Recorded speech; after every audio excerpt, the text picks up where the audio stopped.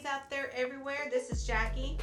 I'm excited. This is my first recipe for my cookbook challenge, and the name of the cookbook that I'm starting out with is called Cooking School by Delish.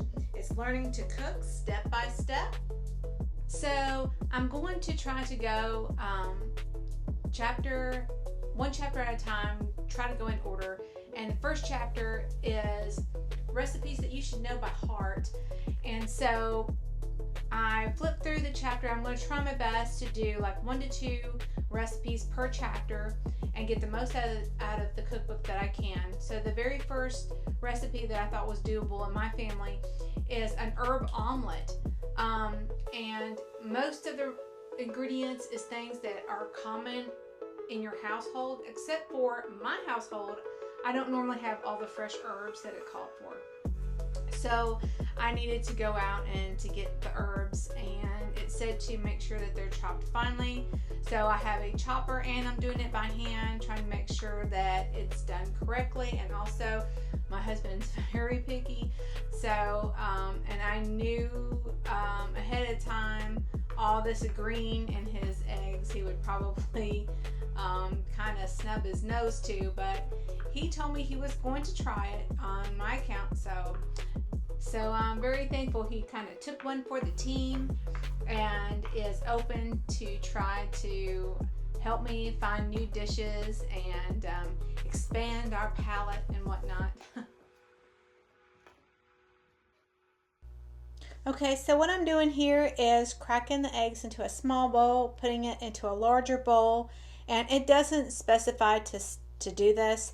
I just always do it when I'm putting eggs into any dish at all, because that way I can look out for eggshells and things like that. Okay, so the instructions say to lightly whisk the eggs, herb, and water in a large bowl until just combined. And I end up doing that, but first I use an immersion blender, and it doesn't specify to do that. It's just something I do personally all the time when I make scrambled eggs or omelets. I always use an immersion blender because to me it makes the eggs fluffier. So that's just a personal preference on my part. It doesn't specify to do it. I'm just doing it on my own.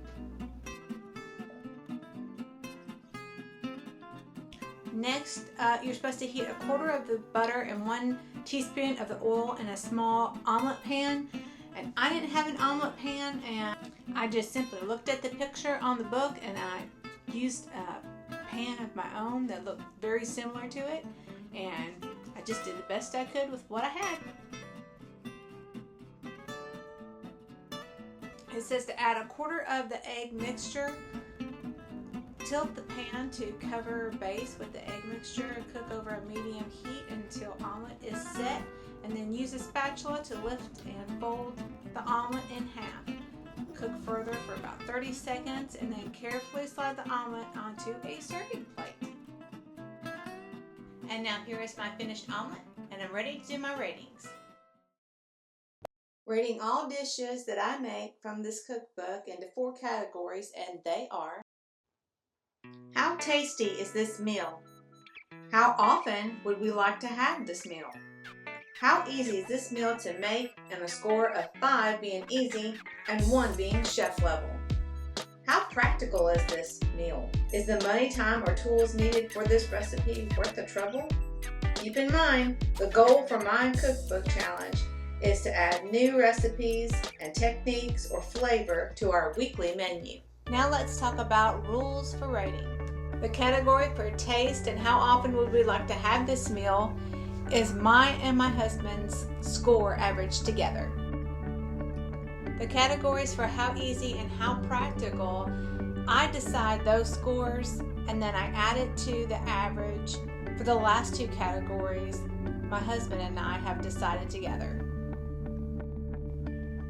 Now let's talk about what the total score is actually going to mean. Scores of 1 to 4 is a definite no. It'll probably never be made again. Scores of 5 to 8 is not right for our family for a routine dinner. Scores from 9 to 12, maybe once in a while. Once in a blue moon we'll make it. Scores from 13 to 16 is a good fit for our family, but we'll probably do it just once or twice a month, something like that. And then 17 to 20 is a winner new weekly dinner. Okay, and now it's time for us to talk about results. How tasty was it? So for myself, I gave it a 3, and for my husband, he gave it a definite 0. And then for the category of how often, my husband gave it a 0, so I ended up giving it a 0 as well.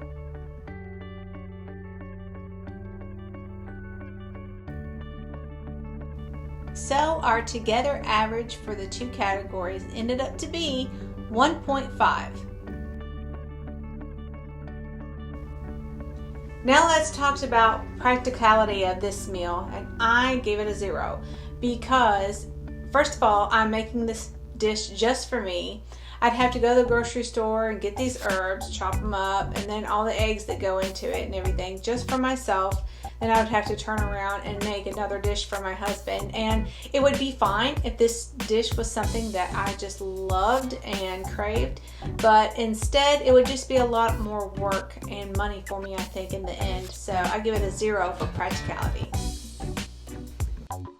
Now let's talk about how easy this meal was to make. For me, it was fairly simple. I mean, the only added extra step really was to be chopping up the herbs, and that really wasn't a big deal. So I give it a 4 on how easy it was to prepare.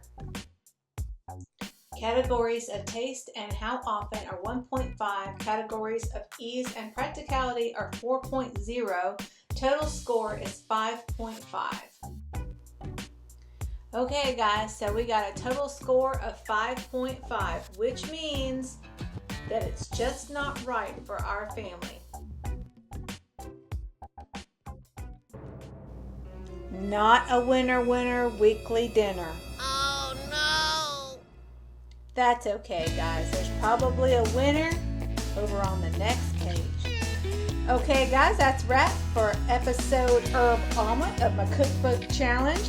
Thanks for hanging out with me. I had fun and I hope you did too.